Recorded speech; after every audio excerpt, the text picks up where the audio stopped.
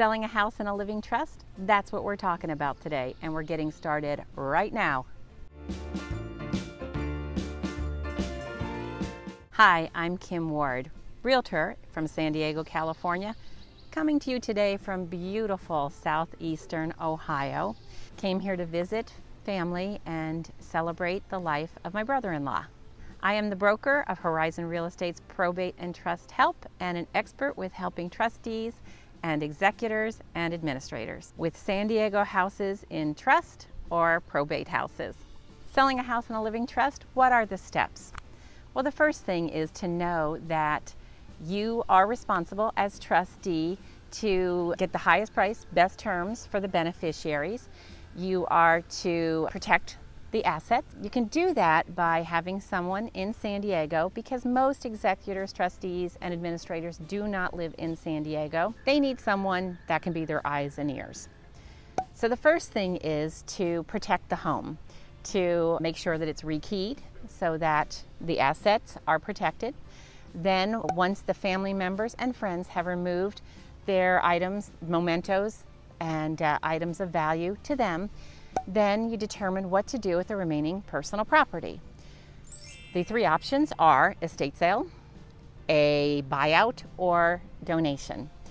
So an estate sale can take up to a few months to actually get it scheduled and to get the work done and then remove what was left, things that didn't sell from the estate sale. Experience shows that it's better to do a buyout in most cases because for an estate sale there needs to be enough personal property left so that the estate sale company can make money and the trust will make money. So a buyout is simply a company that comes in, they look at everything that is remaining in the home after the family and friends have removed their items, and they give a buyout price.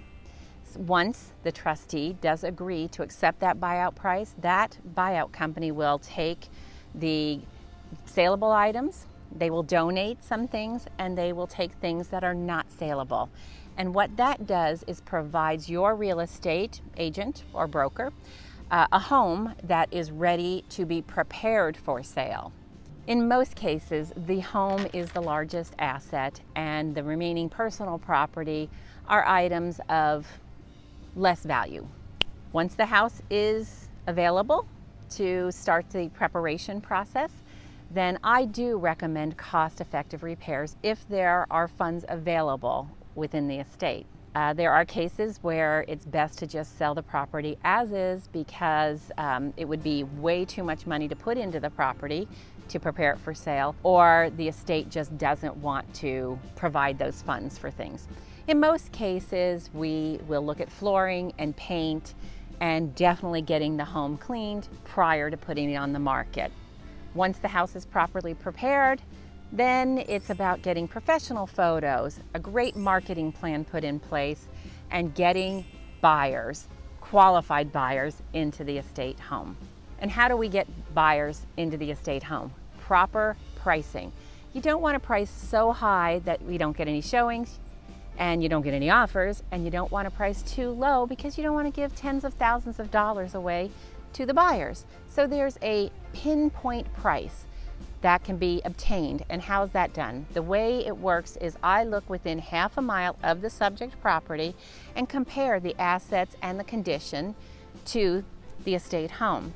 Then we determine what is that right price that once it comes to market, we get all kinds of people into the home and receive offers and then go on to negotiating. So the difference between a trustee sale and a traditional sale is paperwork. A trustee does not have to complete many of the disclosure documents that a traditional seller needs to complete.